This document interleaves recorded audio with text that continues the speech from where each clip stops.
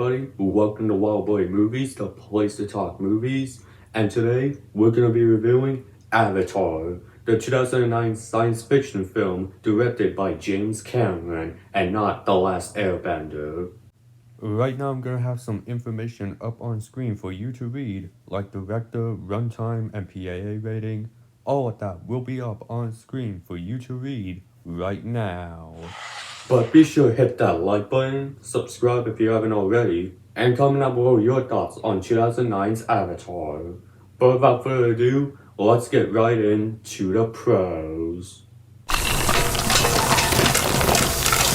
Alright, I gotta go ahead and start off with praising the director James Cameron for not only the directing of this movie, but overall, him being this ambitious with this overall film idea, because I don't know how many of you guys noticed, but this movie was originally set to come out in 1999, just 2 years after Cameron's previous movie, Titanic, but Cameron decided, no, I don't want this movie coming out in 1999 because the VFX at the time were not up to his standards, and he rather waited until the VFX and the technology advanced enough to where he can make the movie the way he wanted, and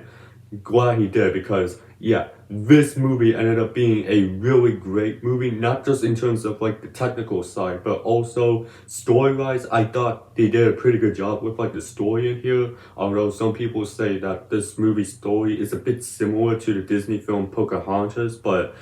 I saw this movie and haven't seen Pocahontas. I thought the story in here was pretty good, and on top of that, you also got some good characters in here, both on the human side and the Na'vi side. On the human side, I liked Stephen Lang's character of Quaritch as the main villain. I thought he was a pretty good villain here. You also got some side characters here, like Zoe Kravitz's character that I can't remember from the top of my head. And you also got Grace, played by Sigourney Weaver. Her character was also pretty good, but Jake Sully was also the main MVP of the human characters in here, because I thought his character was pretty good, and I liked the explanation of why he's a part of the Avatar program. And you also got the Na'vi characters that I also thought were pretty good in there, and we're going to dive into the Na'vi in a little bit, but really the main MVP of that Na'vi side is, of course, Zoe Saldana as Neytiri, because she does a great job in that role of Neytiri, and I did like the relationship that Jake Sully and Neytiri had in the movie. And then speaking of the Na'vi, I also really like how they went ahead and explored this particular Na'vi tribe, the Omaticaya clan. And yeah, I did really like how we saw their lifestyle and how they go about living, and some of these creatures of Pandora and how they interact with those creatures. Now, I understand why they did it, because this is essentially the first time we're meeting these characters and this made-up species, so we gotta learn about them. And it was also a great way for Jake Sully to also learn about this tribe, and for him to eventually permanently become a Na'vi by the end of the movie. I also gotta go ahead and praise the action sequences in this movie, specifically that last fight between the Na'vi and the RDA. And I really did like that fight, like how it went from the air all the way to the ground, and all of the Na'vi that were basically kind of separated, having to team up with Jake Sully, telling them, the RDA is coming after us and we gotta fight back. That was just a lot of fun to see, especially the fight between the Na'vi Jay and Quaritch in that giant robot mech suit. That was pretty cool. And yeah, I did also like how this movie ended with Jake Sully permanently stuck in that Na'vi body, and the humans basically being kicked out of the planet of Pandora. But as we learn in later sequels, some of the humans stayed on Pandora, and that is essentially the humans that are not evil and are willing to work with these Na'vi. I really like how they went ahead and went with the action sequences in the way that they ended this movie, because the ending basically feels like that it could have been a one and done movie, but James Cameron decided to expand on this franchise and give us 4 sequels, and we're just getting onto the 3rd movie coming out in December. I forgot to mention this when recording this review, but I also thought that the Avatar program, which is what allows humans to enter these avatar bodies of Na'vi, I thought they did that very well. And it's not only the basis for the title of this movie, Avatar, but it's also what allows Jake Sully to enter this Na'vi body to eventually permanently fuse himself to that Na'vi body.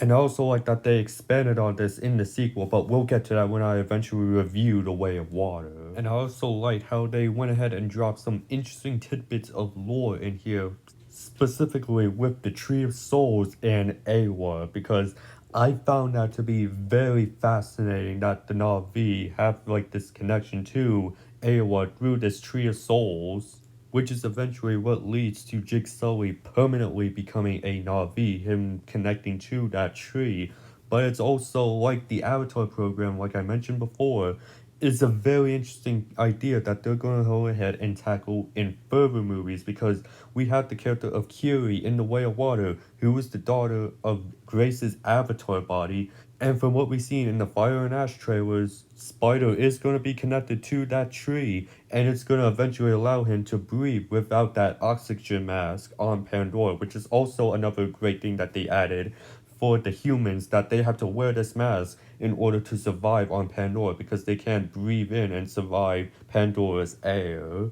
But of course, the biggest praise I gotta give Avatar is the CGI, because, yeah, like I mentioned earlier on in this video, the reason why this movie didn't come out in 1999 was because of the technology and how it wasn't advanced enough to bring James Cameron's vision up to the big screen. And the CGI here really shows, because some of the imagery that we see in here, like some of the Hallelujah Mountains or the Na'vi or the home tree, all of it just looks really good when it's up on screen, and it's gotta be like some of the best VFX and CGI that we got in like the late 2000s, and it just baffles me on some of the CGI that we got in like this current decade in movies like The Flash or Thor: Love and Thunder, while CGI here for Avatar looked really good, and the CGI also really helped in making Pandora look like a great looking place. Now, I didn't get to see this movie when it initially came out in like 2009, because I would have been like 3 years old at the time,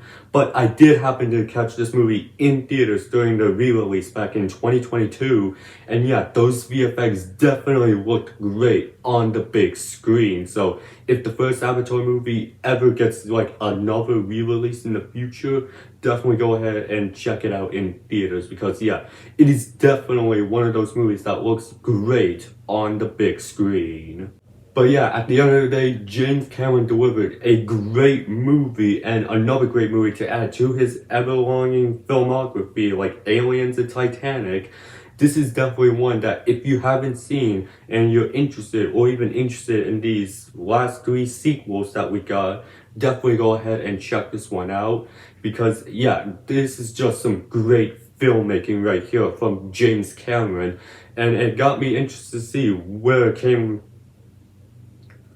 And it got me interested to see what Cameron has in store for not only the following movie that came out 13 years later, but also, like I mentioned, the other 3 sequels that we have left of the Avatar franchise.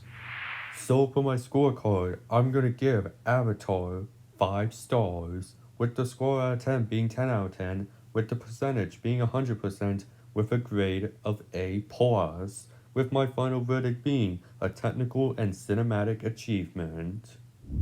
But that was my review for James Cameron's Avatar. I want to hear from you guys. What are you guys' thoughts on this movie? Go ahead and leave your thoughts down in the comment section. And while you're at it, be sure to hit that like button, subscribe if you haven't already, and I will see you in the next video. And have a great day.